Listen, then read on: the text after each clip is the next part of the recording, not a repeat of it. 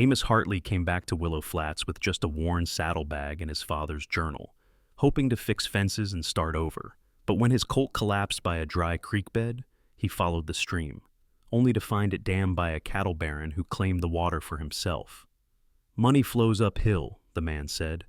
But Amos wasn't built to fold. Beneath an old cedar post, he found something more powerful than a gun. A hand-drawn map, sealed in hide. Now, in a land cracked by drought and pride, one quiet cowboy must decide, can justice flow where water can't?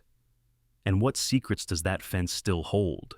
The colt stumbled halfway through the gully, legs wobbling like wet saplings. Amos Hartley dropped the feed sack from his shoulder and ran, boots sinking into the dust where water should have been. The creek had always run here, slow, steady, enough to drink by and cool your hands in come June. Not anymore.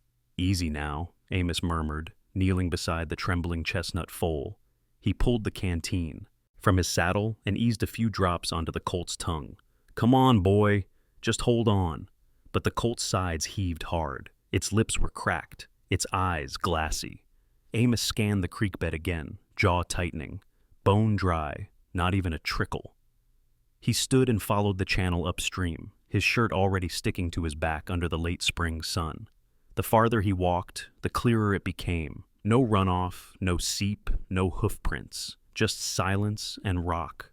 Another quarter-mile up, the land narrowed into a bend between two limestone walls, Coyote Notch. His father used to bring him here, back when the canyon rang with birds and the scent of wet sage filled the air. What filled it now was dust and lumber. Amos slowed as he rounded the bend and stopped cold. There, spanning the narrowest point of the notch, stood a fresh-built dam. Logs stacked 12 high, mortared tight. Not a settler's work, not some rancher patching up a trickle for personal use. This was engineered. This was funded. And it was backed by armed men. Two of them lounged beneath a canvas awning. One polished a Winchester. The other bit into jerky like he owned the world. Both straightened as Amos stepped into view. Behind them, just visible beyond the stacked logs, a wide pond shimmered. Water meant for 3 homesteads. Water that used to flow free. One of the men smirked. "Ain't this something?" The fence mender himself. "Afternoon," Amos said evenly. "You looking for something? I'm looking for water." A third man emerged from behind the dam, tall and sharp as a knife in Sunday cloth. He wore pearl-handled spurs and a black vest stitched too fine for this country. Pierce Langdon. He tipped his hat. "Hartley. Heard you were back. Thought you'd run east for good." "I came back to work my father's land. Saw your dam on the creek." Langdon smiled like it cost him nothing. Progress, water management, states moving toward a structured flow. This stream ran clean for 40 years. "Until it didn't," Langdon said. "Dry times. Call for dry measures." Amos stepped forward. "You got upstream rights?" Langdon chuckled. "Water goes where money flows, Amos. Always has." He turned to go, but Amos called after him, voice quiet. "There's 3 ranches downstream that need that water. One's got a newborn foal about to die." Langdon didn't turn around, just waved a lazy hand. "That ain't my problem." Amos watched him vanish behind the dam, then glanced back at the guards, now on their feet, rifles slung ready. He didn't speak again, just turned and walked away. By the time he reached the colt, the animal was too weak to stand. He knelt again, cradled its head, felt its breath come shallow, then still. The sun dropped lower, casting long shadows over the dry creek. Amos stared at the lifeless foal for a long time. Then he stood and walked back to the ranch. He didn't saddle up. He didn't eat. He just sat at the old oak table inside the cabin, lit the lantern, and pulled out a book wrapped in wax cloth, his father's journal. The cover was cracked. The pages smelled of dust and sweat and memory. Amos opened to a dog-eared page, a hand-drawn map, faint and rough, with one note scrawled beside a curled ink line. Springhead, east fence marked by cedar post. Unfiled. Amos leaned back in the chair and let the silence settle. This wasn't just about a dry creek anymore. It was about truth and land, and the way fences sometimes hid things no one wanted found. The next morning, Amos saddled his mule, loaded up a ledger, and rode into town with dust in his throat and questions on his mind. Willow Flats looked the same. Wood frame storefronts, chipped white church steeple, kids darting between horses. But it felt different. Folks didn't wave much. Eyes lingered longer than they used to. He reckoned news of Langdon's dam had made its way through every porch and parlor. At the county office, he stepped into a room that smelled of mildew and sun-warmed paper. Behind the counter, Elsie Monroe, same tight bun, same sharp eyes, glanced up from her ink blotter. "Back already?" she asked. "Not sure I ever really left," Amos said, looking for land deeds, specifically the spring area above Coyote Notch. Her face tightened. "That file's been patchy since the fire 2 winters back. Lot of gaps in the 1870s surveys. Your father's name might have been in one of them." "He ever file a formal spring claim?" "Could've. Might have been under unassigned status. Before statehood, things were looser." He waited while she fetched 2 ledgers and laid them flat. Page after page, Amos traced water flow records, land lines, irrigation allotments, but the eastern section, where the spring should have sat, had nothing. No claimant, no denial, just omission. Elsie sighed. "Half these pages got redone by Langdon's lawyers after the fire. They said it was just administrative, but things disappeared." "Anyone ever question it?" "Anyone who did ended up on Langdon's debt list." That evening, Amos stopped by Carson's Feed and Grain. The store hadn't changed. Same row of seed bins, same cracked bell over the door. Behind the counter stood Hank Leland, Amos's childhood friend. Beard now a little grayer, waistline a little wider. "Well, I'll be," Hank said, wiping his hands on his apron. "Thought you'd taken to city life for good." "Didn't suit me," Amos replied. "I need some salt block, twine, and a memory jog." Hank arched a brow. "You remember my pa ever mentioning the spring head? Said he mapped it once." Hank leaned against the counter. "I remember him drawing lines on napkins at the cafe. Said that spring was the reason Willow Flats ever had green orchards. Said he marked it permanent." "Where'd the map go?" "Last I saw, he kept a rolled hide in the saddle shed. Then the barn fire hit." Amos left with his supplies, the words rattling in his mind. If his father's map was gone, the odds of proving anything through official channels were slim. But something tugged at the back of his memory, faint, like a scent on the wind. That night, under the soft lantern light of the old barn, he walked to the east fence line. It was nothing fancy, just a long run of cedar posts, wire strung tight, sagging in a few places. His father had built it by hand, measured every post by stride. Amos traced it now, pausing when he hit the north bend. There it was, the 7th post from the gate. Different grain, smoother finish. He crouched, ran his fingers along the wood. Faint notches. 4 of them, then a space, then 2, then 1. Not cow marks, not barbed wire. He tapped it lightly, hollow. Amos stood, heart thudding. He didn't know what was inside yet. But something told him, deep down in the part of a man that still believes in signs, that this fence had more to say. And maybe, just maybe, it had waited all these years for the right hand to listen. The wind had settled by nightfall, but Amos Hartley stayed on the east fence long after the moon had risen. He stood before that 7th post like it was a gravestone holding something sacred, a secret, buried not beneath soil, but beneath cedar and time. He ran his hands along the grain again. The notches were deliberate, 2 even to be weather marks. He tapped the side once more, hollow, just like before. "All right, Pa," he whispered. "If you left me something, I sure hope it's still here." He fetched a chisel and mallet from the tool shed, careful not to damage the post.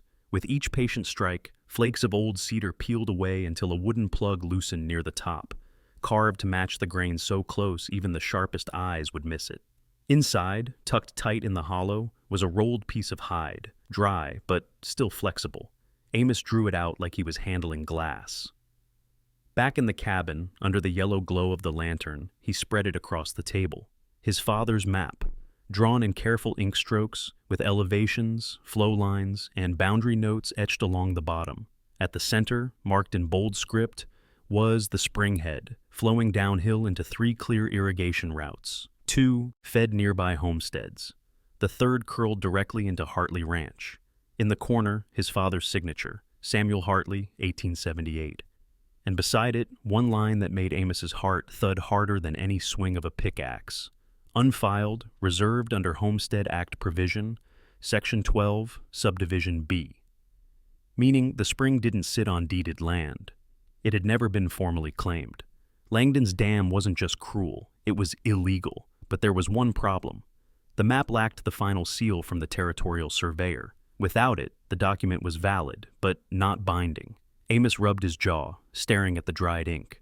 The paper told a story, but stories didn't win legal fights. Not in Langdon's world. He needed voices, witnesses, anyone who remembered this map, or his father's work. And if he was right, Langdon wouldn't wait around to let him gather them. Just before dawn, Amos took the map and sealed it in a tin lined with oilcloth. Then he slipped it into a false bottom beneath the cabin floor, a box his father had built to hide ledgers during the lean years. He stepped outside just as the first light cracked across the mesa. The fence stretched long behind him, and with it, the memory of a man who measured land not by greed, but by what it gave. As Amos mounted his mule, he saw the dusty trail to town, and the path ahead got clearer. He'd need to talk to the mayor's wife. She'd known his father back when he served as an unofficial surveyor for Willow Flats. Maybe she'd remember this map, or the day it was drawn. Then the town clerk. Amos recalled how, as a boy, he'd seen him help file early land records alongside Samuel Hartley. The man had a sharp memory and a stronger sense of fairness than most. He'd speak to them, quietly. No threats, no declarations, just the truth, piece by piece. Because a man like Langdon built his power on silence, on fear. But fences held stories, posts carried marks. And sometimes, when you listened close enough to old cedar, it told you what you needed to know. Amos rode toward town with dust on his boots and a plan in his chest. He didn't carry a gun, just the truth. And in Willow Flats, that might be the loudest weapon of all. The 4th of July dawned bright and dry, with the sun burning off the last of the morning chill. Willow Flats was buzzing before noon, flags strung from porch rails, pies cooling in windows, and folks milling about near the courthouse green like they didn't have a care in the world. But Amos Hartley carried the weight of a hidden map and a stolen creek as he hitched his mule by the general store. He didn't come for pie, he came for proof. Langdon was already there, front and center beneath the bannered gazebo. He wore a blue vest and a white hat, shaking hands like a politician, his smile smooth as river stone. A banner behind him read, "Feeding the Future, Langdon Cattle Company, proud sponsor." Amos didn't approach him. Instead, he moved quietly, speaking to those who remembered his father. First stop, Mrs. Whitaker, the mayor's wife, who sat fanning herself beneath a cottonwood tree. "You remember my father?" he asked gently. She looked up from her lemonade, squinting. "Sam Hartley? Lord, yes. That man walked every acre round this valley with a compass and a stub of charcoal. You recall him ever mapping the spring above Coyote Notch?" Her brow furrowed, then softened. "Sure do. He came by the house one summer, asked to check our boundary line, said it tied back to a natural spring. Showed me a hide map, too." He nodded. "Would you swear to that, if it came to it?" She studied him for a moment, then gave a single, slow nod. "I would." Next was Lester Kemp, the town clerk. The man moved slow these days, with a cane and stiff joints, but his mind was sharp as ever. "You kept the land ledgers in the 70s, Amos said. "My father filed a spring claim that never got the final seal." "I remember," Lester scratched his beard. "But when Langdon's men brought in their survey copies after the courthouse fire, a lot of old claims vanished, yours among them." "I've got the original," Amos said quietly. "Still marked. Still signed." Lester looked up sharply. "Bring it to me. If it matches your father's hand, we can revalidate. Even unsealed maps got weight, if truth's on their side." Amos tipped his hat. "Appreciate you." As the sun slid low and the pie judging began, Langdon climbed the gazebo steps with a hunk of roast beef in one hand and a grin in the other. "Folks," he boomed, "today we celebrate the land that feeds us and the hands that keep it strong. Help yourselves. Langdon beef for everyone, free of charge." The crowd whooped and clapped, drawn more by hunger than loyalty. Amos stood by the water pump, arms crossed, watching. Langdon caught his eye and raised his cup. "You still patching fences, Hartley?" he called across the lawn. "I prefer building 'em," Amos said, loud enough for folks nearby to turn. Langdon's grin didn't slip, but his eyes narrowed. Well, make sure they don't box you in too tight. That night, Amos rode home under a sky of stars, saddle sore but hopeful. The town wasn't lost, not yet. But hope turned to alarm the moment he saw smoke curling from the horizon. He kicked the mule hard. By the time he reached the ranch, the windmill was gone, reduced to blackened iron and cinders. The water trough bubbled with ash, and nailed to the barn door, still smoldering, was a scrap of paper that read, "Stay dry or bleed." Amos didn't shout, didn't curse. He just stood still, jaw tight, heart pounding. Then he turned on his heel, walked inside, and pulled the tin box from under the floorboards. It was time to stop collecting proof. It was time to start using it. The ashes of the windmill still smoked when Amos unlatched the barn the next morning. Charred boards crackled underfoot, the scorched scent settling deep into the earth. Langdon had sent his message, but Amos had one to send back, carved in water and law, not fire. He rolled the map out again on the work table. The spring's runoff line passed, just under the southeast bluff behind the orchard, an area his father had marked with a faint X and one word: reserve. It wasn't much, but it was something. By noon, Amos stood at the base of that bluff, shovel in hand, sweat already streaking his brow. He drove the spade deep and started to dig. The earth was hard-packed, stubborn from drought, but beneath it lay hope, quiet, buried, and waiting. Just after sunset, as his arms ached and blisters bloomed, a small voice broke the silence behind him. "You're digging awful deep for a man who don't know what's there." Amos turned. It was Eli, the same barefoot orphan who hung around the feed store sweeping floors for scraps. 10 years old, maybe, shirt too big, hands tucked in dirty pockets. Amos nodded.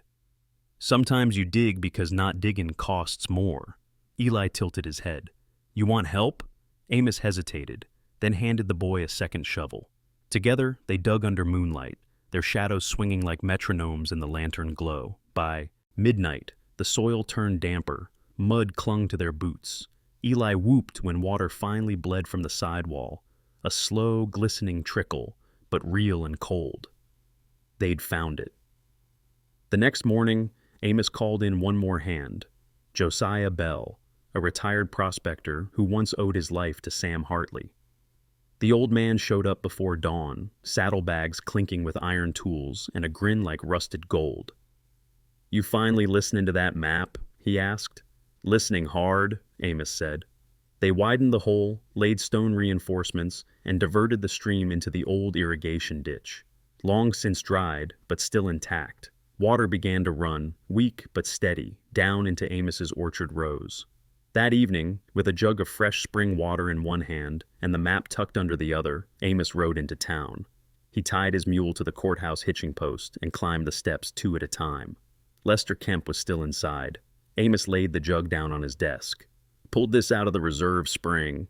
Same one my father." "Marked. Water's clear. Flowin'. I'm filing a claim." Lester unscrewed the cap and sniffed. Then he looked Amos in the eye. "You got 3 signatures to witness?" "I do." "Bring them in tomorrow. I'll enter it officially. But trouble don't sleep when pride's at stake." Before Amos made it back to the ranch, 3 men rode out from Langdon's camp. They weren't subtle, lanterns swinging from their saddles, horses kicking up dust, loud enough to wake the next county. They didn't draw guns, they brought a deputy. Amos opened the cabin door just as the knock came. Sheriff Joe Brackett stood there, face grim. 2 of Langdon's men flanked him. "Amos Hartley," the sheriff said, "you're under arrest." "For what?" Amos asked, calm. "Theft of natural resources, tampering with a regulated dam, unlawful diversion of water." Amos said nothing as they shackled his wrists. As they hauled him off, Eli appeared on the ridge, barefoot and furious. "They're stealing it. He found that spring fair. One of Langdon's men laughed. Watch your mouth, boy, or you'll be next." Eli turned and ran, straight toward town, dirt flying from his heels like sparks. In the jailhouse, Amos sat on the cot, hands bruised, breathing slow. No shouting, no fear, just silence, and the steady trickle of water he knew was still running in his absence. Hope, he thought, don't stop just because a man gets locked up. Sometimes it gets louder. The sun rose slow and steady over Willow Flats, painting gold across the jailhouse walls.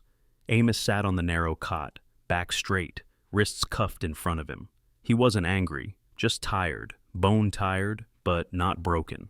Sheriff Brackett hadn't said a word since locking him up the night before, and Amos hadn't asked for any. A man who knew the truth didn't need to shout. Through the barred window, Amos could see a sliver of his land, the orchard, the bluff where water now flowed, unseen but sure.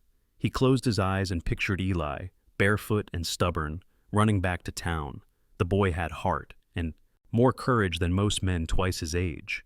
The iron latch rattled. Sheriff Brackett stepped in with a tin cup of weak coffee. "Could have just let the dam be," he muttered. "Langdon's got a temporary permit signed by Judge Maddox himself.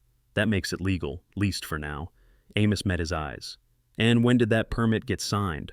The sheriff looked away. 2 days ago. That's after I filed claim." Brackett's jaw worked, but he said nothing. He set the coffee down and turned the key without another word. By midday, the heat pressed heavy. Flies buzzed, and the only sound in the room was the ticking of the clock above the door. Then came boots on the boardwalk.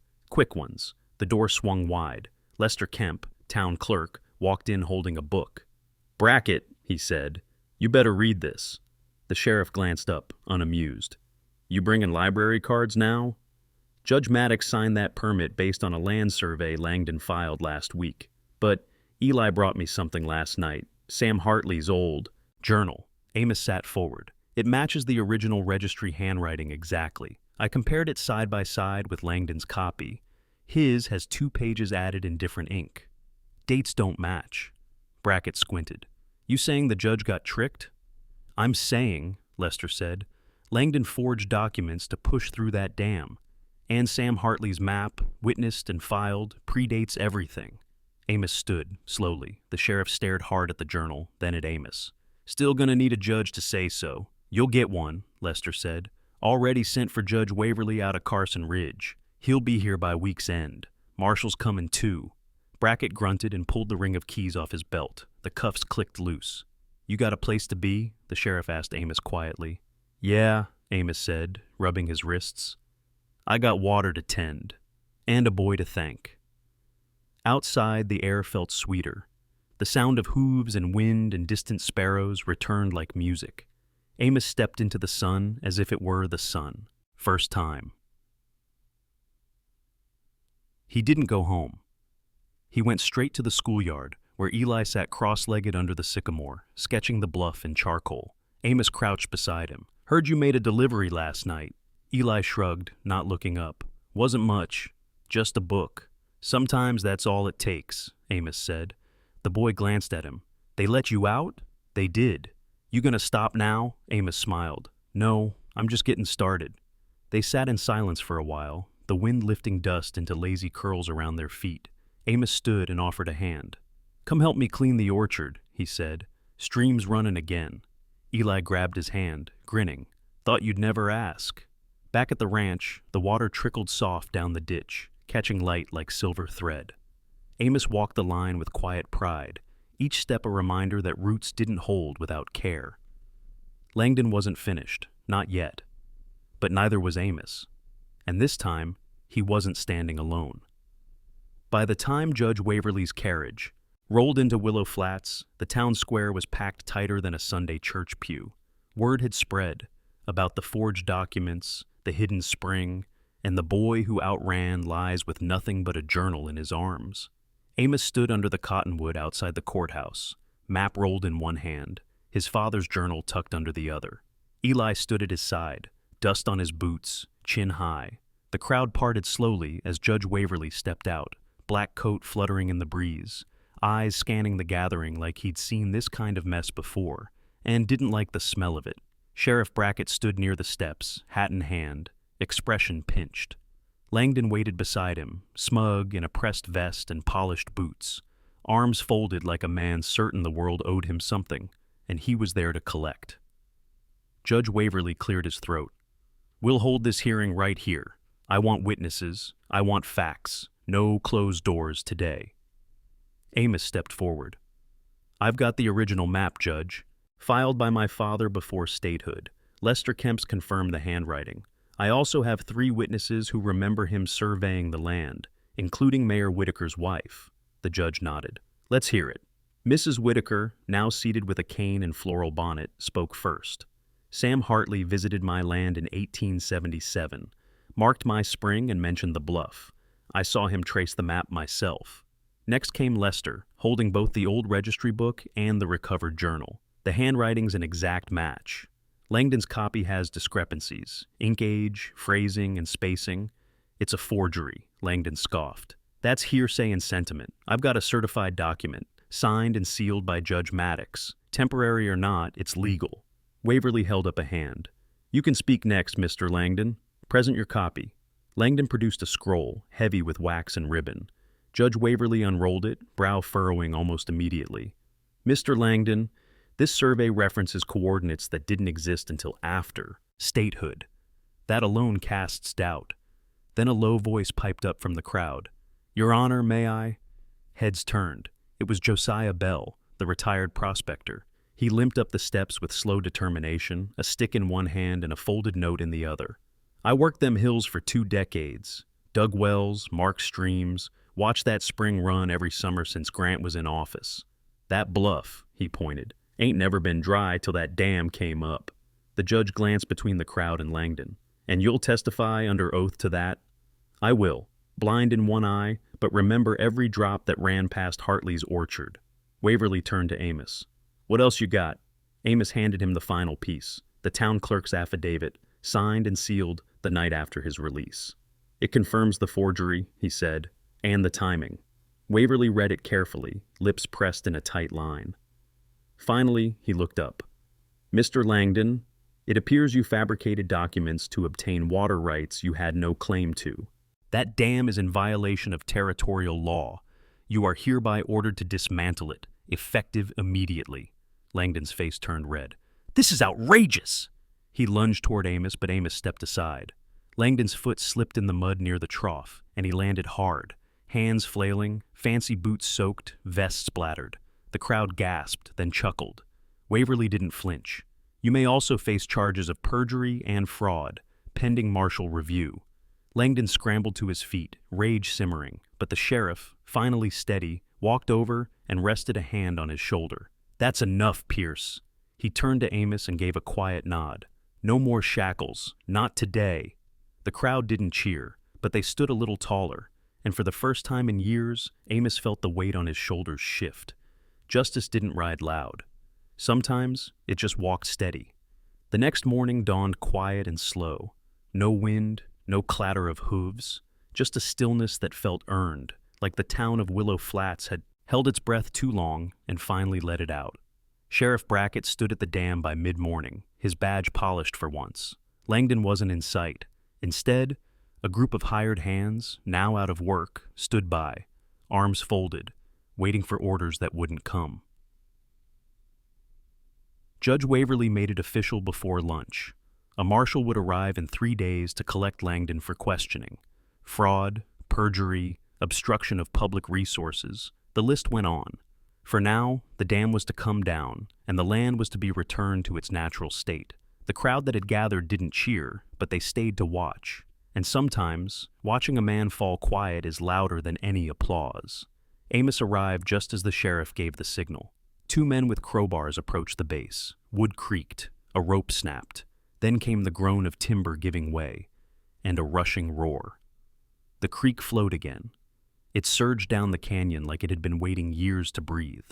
It split into old ditches, cut through the orchard line, and sang its way back to the lowlands where other homesteads had once withered. Children chased the stream bank. Dogs barked. Women touched their mouths with trembling hands. It wasn't just water. It was proof that silence could win, that right didn't have to shout to be heard. Amos didn't say much. He walked to the bank with Eli beside him, the boy's eyes wide, grinning. You think it'll stay? Eli asked, splashing a boot in the mud. It will, Amos said, if we take care of it. Back in town, something else shifted. Lester Kemp tacked up a notice by the post office, announcing a new town vote to elect a sheriff and mayor come fall. Brackett had already handed in his badge, said he had stayed to help Amos finish the irrigation lines before heading east to see his sister, said it was time someone younger took the reins. Langdon's ranch, sprawling, marble-floored, all bluff and no roots, was seized and auctioned within the week. Turns out he owed more than just water. The man hadn't paid taxes on 3 parcels in 4 years. The mayor stepped down and without a word. But what happened next surprised even Amos. It started with Mrs. Whitaker, standing in her parlor with a sewing basket. "The boy needs schoolin'," she told a circle of neighbors. "If this town can grow weeds and spite, it can grow teachers too." Then came Josiah Bell, hauling stone from the old dam with a mule team. "These'll do just fine for a foundation," he said. By the end of the month, Willow Flats had the start of a one-room schoolhouse, built from the rubble of stolen water and the resolve of folks who'd learned shame could be useful if it led somewhere honest. Eli moved in with Amos officially. No forms were filed, no judge required, just a handshake and a bedroll by the fire. Amos taught him how to read land the way his father had taught him, by listening, where grass leaned, where roots tangled, where birds gathered. One evening, they stood watching the orchard bloom, real blossoms, white and pink against the green. "You ever scared?" Eli asked, quiet. "All the time," Amos said, "but not of losing, just of not standing up when it matters." Eli looked down at the dirt, then up again. "Think I'll stay a while." Amos nodded. That'd be good. The town hadn't changed overnight. Folks still whispered, still looked sideways at each other in church pews. But they showed up. They helped rebuild what they'd let break. That counted for something. And for the first time in a long while, Willow Flats felt like it belonged to the people who worked its soil, not the men who thought they owned it. The morning air held the cool breath of late September, with a low sun slipping through the cottonwoods like a secret. Amos Hartley stood at the edge of his pasture, boot planted on the same cedar post his father once carved with a knife, that now sat in the drawer beside his bed. Water gurgled steady through the ditch below, clean and sure. It wasn't loud, but then again, justice never did make much noise in Willow Flats. Eli trotted, up behind him, taller now, cheeks leaner from the summer's work. His hands were rough, but his eyes hadn't lost their boyish wonder. He was carrying a battered tool belt that didn't quite fit yet, and a folded sandwich in wax paper, handed off by Mrs. Whitaker on her way to the new schoolhouse. "The post on the west slope's sagging," Eli said, breathless. "Might need resetting." "We'll get to it," Amos said. "Fence don't fix itself." They rode the fence line together, Amos in his saddle, Eli on a stubborn little bay that had once been too wild to break. The colt had come back strong since the spring, just like the orchard, just like the creek. Amos watched the boy lean into the rhythm of the land, checking posts, tying twine, reading the slope. It wasn't something you taught, it was something you passed down. When they reached the far ridge, they dismounted and looked out across the valley. The old Hartley orchard shimmered in green rows, ditches weaving through like threads in a quilt. Beyond that, a small wooden sign stood near the gate, carved by hand. Hartley Ranch, water, honor, and roots. Eli read it out loud, then asked, "What's it mean? Roots?" Amos ran a thumb over the top rail. "It's not just about trees. Roots hold ground, even when the wind's mean, even when folks forget who planted them." Eli thought on that a while. Then, quietly, "You think they'll try again? Someone else, I mean. Come for the water?" "Maybe," Amos said, straightening. "But next time, we'll already be watching. And the fence'll hold." They shared a look, not dramatic, not teary, just solid, like old oak, like something that didn't ask for thanks, just stayed. That night, back at the ranch house, Amos lit a fire while Eli read from a primer book beside the hearth. On the mantel above them sat a weathered tin box. Inside it, the original map, the journal, and a small cedar carving of the spring. Next to it, a folded town notice pinned with a tack, announcing that Willow Flats would officially recognize pre-statehood water rights in its new township charter. Lester had brought it by, smiling like he hadn't in years. Said the schoolhouse was opening full-time in the fall. Said folks were talking about building a proper library next. Said maybe what the town needed all along was a reminder of where its roots actually ran. As the flames crackled low, Eli set his book down. "That fence post, the one with the carving, yeah? I think it held more than water." Amos nodded slow. "It held truth. Sometimes that's the only thing that don't rot." They didn't say much after that, just sat in the quiet, letting the warmth settle deep. Outside, the creek whispered along its path, The orchard swayed in the dark, and above the gate, that carved sign stood steady against the breeze. And in a place where one man's quiet fight turned the tide, the land finally felt like it belonged again, to those who worked it, watched over it, and knew its worth. Drop a comment if you've ever known a quiet fighter, like Amos. Subscribe for more frontier stories that prove you don't need a gun to be strong, just a spine, a shovel, and a reason to stand.